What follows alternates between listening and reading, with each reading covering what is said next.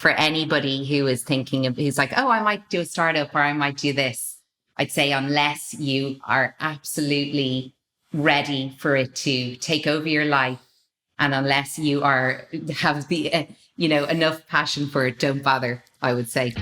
Welcome to 20-Minute Leaders. Just sit back, relax, and learn from the leaders of today. It's a journey. Each one is different, unique, inspiring. Let's get started.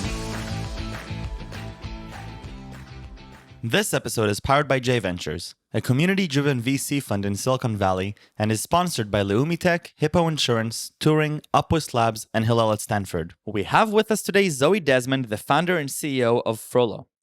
Zoë is the founder and CEO of Frolo, the first community app of its kind for single parents. The idea for Frolo was born out of Zoe's own struggles with loneliness and isolation when she became a single parent and found it very difficult to find and connect with other like-minded single parents. The Frolo app is now a year old and has 20,000 members across the UK and Ireland. 2021 is set to be a busy year for Frolo, with plans to expand into new territories and launch a Frolo Dating offering. Zoë Desmond, thank you for being on my show. How are you today? All the way from London. I am in London. It is absolutely freezing in London at the moment. So I don't know what it's like where you are, but it's probably a lot warmer. Well, I'm in Tel Aviv right now, and it is a lot warmer. It's still cold, but definitely not as cold as London. The one time I was in London was when it was freezing cold, and I'll never forget it. And so that is, every time I hear London, I think of that. But other than that, beautiful city. And Zoë, I want to hear about your journey. I want to hear about Frolo, about single parenting, and why there is a market for this finding the common ground through social media and through communication. But even more than that, I want to go back to your work with charity. You've been involved with quite a few organizations, and tell me a little bit about what you've been doing and a little bit of how that journey led you towards Frolo. Going back to the charity I was working with, Elephant Family, when I first moved to London, which I think was about 13 or 14 years ago now. It's easy to lose track of time, but I worked with a charity called Elephant Family, who work on raising money for the endangered Asian elephant. And we put on a big event called Elephant Parade London. They do them all around the world, where a bunch of life-sized painted elephant sculptures are auctioned off for charity. Amazing. And each elephant is painted by a different artist or designer. And then so we raised 4.1 million on that event in 2010.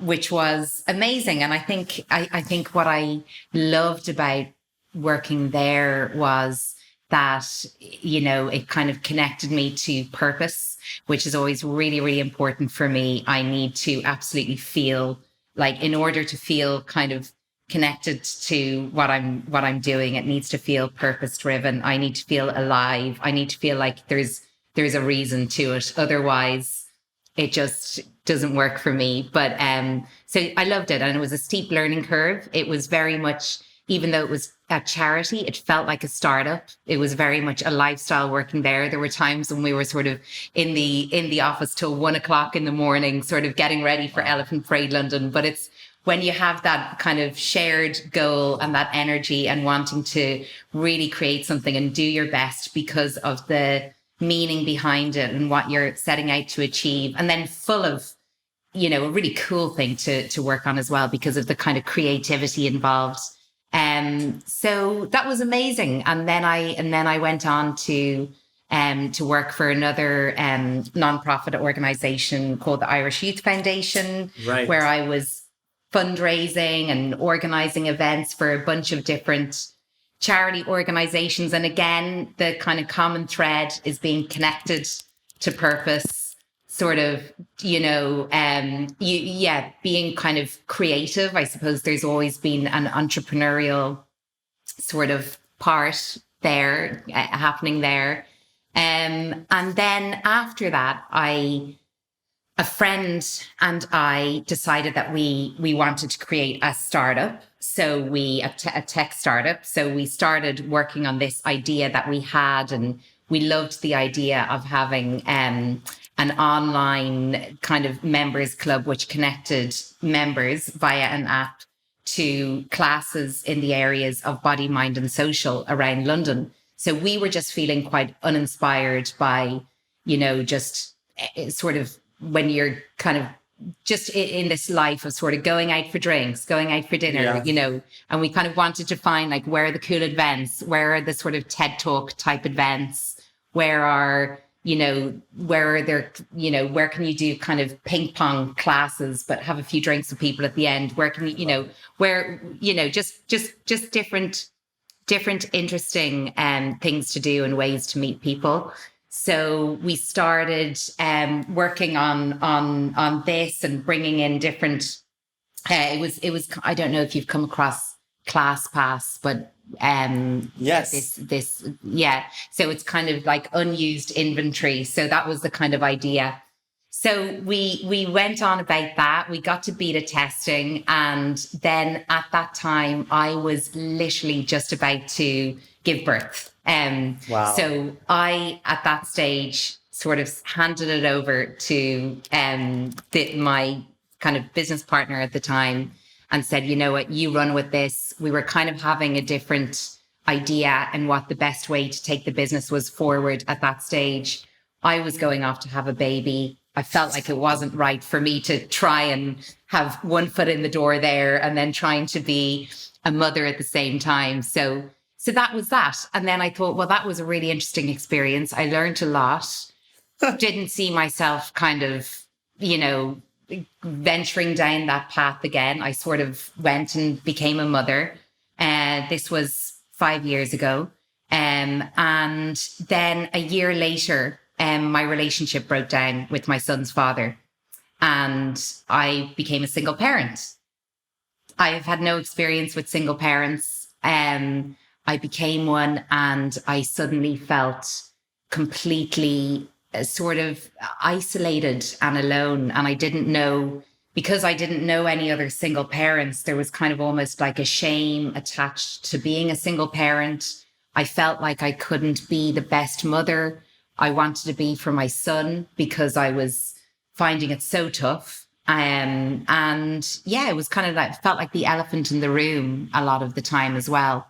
And so I really craved connecting with other people in the same situation because I just wanted to talk to somebody who could, understand and relate to what I was going through emotionally in terms of, being up at 3:00 in the morning with a sick child and not having anyone to kind of share that load and, all of this. I wanted somebody who could understand. And I wanted other people who were free at the weekends when I was to have play dates with, to go for a Sunday lunch with, to have a glass of wine with, right? Who might be around when my son was with his dad, So I started to kind of think about this and I had this vision in my head. And the more I thought about it, the more it sort of gave me hope. And I started to cling on to that hope.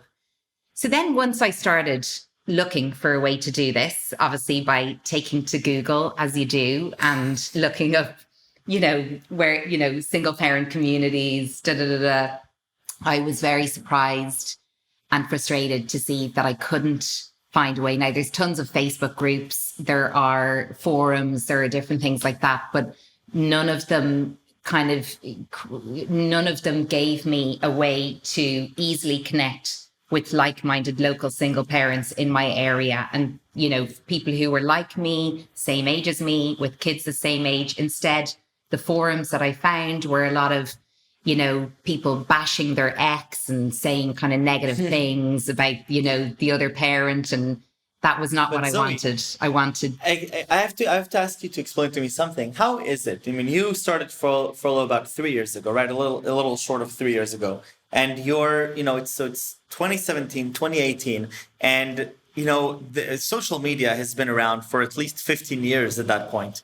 And, with divorce rates being at about 50% globally, you have a ton of single parents. And the feelings that you're articulating here, they're difficult feelings, they're difficult emotions. And we know that people adopt consumer behavior when they're faced with emotional decisions, right? Marketing, you buy the more expensive bottle of wine at the supermarket because the marketing branding is changing the way your emotional state. So how is it that there wasn't a good solution until Frolo came about to this whole population of amazing potential consumers?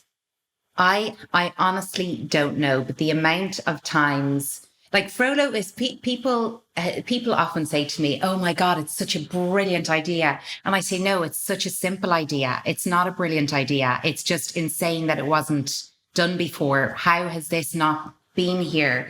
And also, a ton of people have said to me, single parents have said, "Oh, I had an idea like that, and I wanted to do it," and I guess like probably a ton of single parents have had the idea. And I'd say the thing about being a single parent is you don't have a lot of time on your hands, and life is hard, and you're just trying to get through day to day, so I think maybe I am kind of, I was extremely determined. And I think the little bit that I kind of, the small bit of exposure I had, I suppose, to the kind of, startup idea I'd been working on before helped me not be completely blind to what I was walking into. And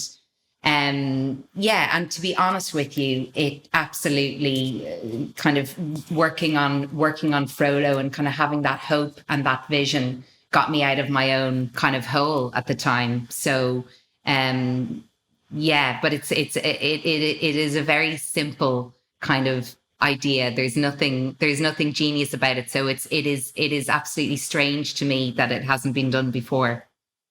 And so the decision to do it locally in the UK and Ireland, I'm guessing is primarily due to your geographical location and your knowledge of the population that is there, right? And your access to those first customers.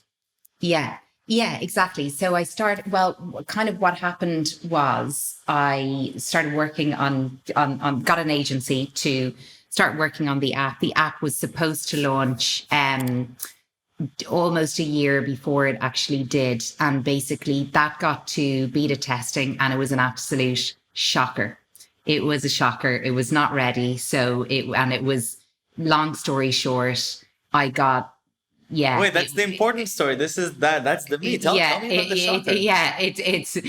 So it was, I mean, a lesson I will never forget. I think lost money, lost time, lost years off my life. It felt like, but it was such a lesson. So I didn't do enough due diligence. I went with somebody because I was impatient, and I just thought, okay, well, it was actually somebody I kind of had a relationship. So I thought I was going to give them the business, and I felt good about giving them the business.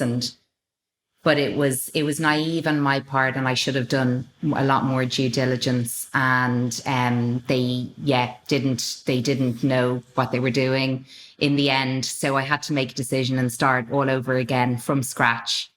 But wow. the silver lining of that, apart from the lesson that I learned, was in the meantime, I started an Instagram page just before I thought the first app was about to launch.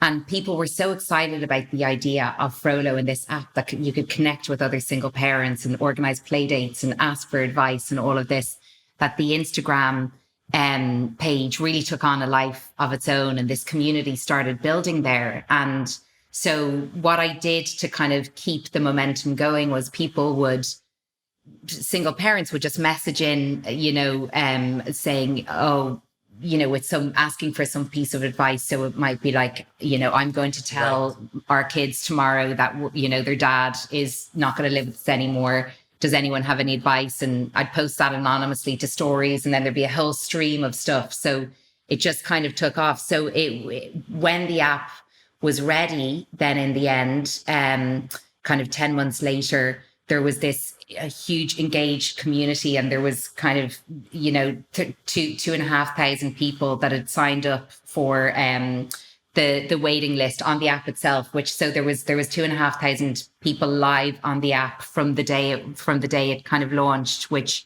was really, really helpful, because obviously then there's density on the app, and there's the community that's there, because an app isn't going to feel like a good experience if there's only 2 people on it, the day it launches. But yeah, so that's why in the UK and Ireland, but I have to say there is definitely a demand for it in, everywhere, because I get emails all the time. When are you launching in Berlin? When are you launching in the US? When are you launching in Australia? And we actually have a global wait list that's kind of constantly, getting longer. So we're really keen. We're really, really keen to expand, as much as we can, but we're just kind of trying to create the right strategy for that at the moment, because keeping the community feeling like a kind of safe, supported place is the most important thing. I mean, you're kind of talking about, 2 very clashing yet interesting problems. One is, growing at scale, which, in today's world is relatively easy. You just open up, the switch and say, okay, now we're open in other places. At the same time, you're opening yourself up to all these problems that will arise, right? With curating content. I mean, we're seeing, in 2020 and since the 2016 election, we're seeing, what happens on social media when you don't properly curate, not just in terms of, the quality of the content, but the credibility and the kindness behind the content, right? So and the values. So tell me a little bit about leading this project. How do you envision being able to curate a very safe community that is very supportive and not turning people off that are already perhaps not that are going to this because they need this emotional support and this collaborative nature? Definitely, it's such a good question, and it's such a timely question. We actually had a team meeting solidly about this area today. So first of all, we have 4 values in the community that everyone has to commit to when they sign up on the app. And ultimately that's, be kind, show empathy, share safely, and, we're non-judgmental. So they are quite vague and simple, but they cover a lot. So, if someone is, if someone's not doing what they should be doing and are having a negative impact on the community, those values kind of cover it. And we're pretty strict. We are very quick to remove somebody if they are not who they say they are or not willing to be in line with the values. Right. People have said, and I love this, that, to them, Frolo is the unicorn of communities or social media, because there is such a nice, supportive, safe feeling. As the community gets, which I love. And it's so important that, it would lose its magic if that changed. But obviously it's going to become more and more challenging to, keep tabs on that. So we do have, a reporting system in place in the community. And I think we're working on kind of making that even, taking the automation of that even further and creating some kind of rules around if someone has been reported or had, a certain amount of times, they're off and things like that. And then rewards for good behavior as well. So for those people who are helping other people, who are creating virtual meetups or expert content or just, spreading positivity in the community, they'll be rewarded as well. So we're looking at that, but it's exactly right. It's like, we don't want to be like, okay, let everybody in, all the countries who have single parent, get in here. And, it's really wanting to make sure that we do it in a considered way. I love it. Zoe, one thing that surprised you most from this whole experience, this whole journey? One thing that surprised me was, I'd say, how hard it is. Yeah. I wouldn't change it for the world. There hasn't been a moment where I've, well, actually, that's a lie. There's probably been a couple of moments where I'm like, why am I, this is relentless, but no, I think definitely, I think people don't realize how much work and graft and energy it requires. So I think for anybody who is who's like, oh, I might do a startup or I might do this, I'd say unless you are absolutely ready for it to take over your life, and unless you have the, enough passion for it, don't bother, I would say. I love it. Zoe, thank you so much for being on the show. Thank you for coming and sharing Thank your you. story. I love when people build products because of an internal issue they faced, and they explore whether there's other people that faced it, and you've I think correctly explored that millions of others have it, and are literally making their life better by building products. So I love that, both from the charity work to this. Zoe, before we leave, I need 3 words that you would use to describe yourself. I would say headstrong, intuitive, and optimistic. I love it. Zoe, thank you very, very much. Stay safe and stay healthy. Thank you. Thank you so much, Michael. Take care. Lovely chatting to you.